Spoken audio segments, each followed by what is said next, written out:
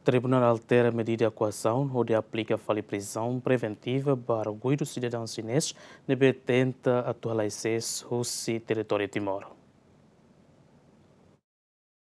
Tribunal Judicial Primeira Instância de Terçané realiza fali julgamento primeiro interrogatório para arguidu cidadão Xinés, o inicial capa exigezota, nebe envolve a caso esquema call center, nebe antes ne autoridade de segurança detém a manlewana CTA.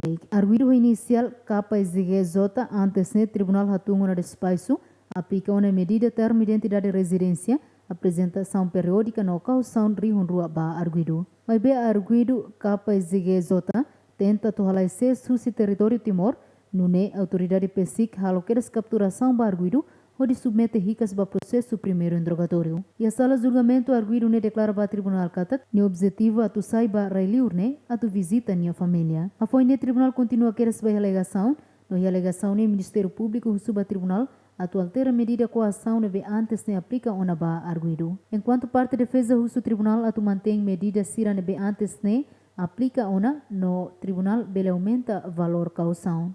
Ronate parte outro tribunal li husi juíza turno Ana Paula Fonseca considera katak acto tentativa ne haturu katak arguidu e a intenção atu halai husi processo justiça no ne medida koasaun nebe aplica anteriormente considera la garante arguidu ne presença durante processo judicial. O razão ne tribunal halo alteração ba medida koasaun antes ne ba prisão preventiva, tamba tribunal entende katak tentativa arguidu atu sai husi teritóriu timor-leste bela sai risco ba processo investigação no julgamento termai. Recorda falicata caso esquema call center, nebe antes ne autoridade de segurança detém e a CTA, arguidu cidadão Xinés, hamutuk na intolonulu recendua. Medida koasaun nebe antes ne tribunal aplica ba arguidu tolonulu recendua ne, mak medida koasaun termo identidade de residência, medida apresentação periódica, medida previsão ausência, no medida koasaun, ho osam valor rihunrua ba cada arguidu.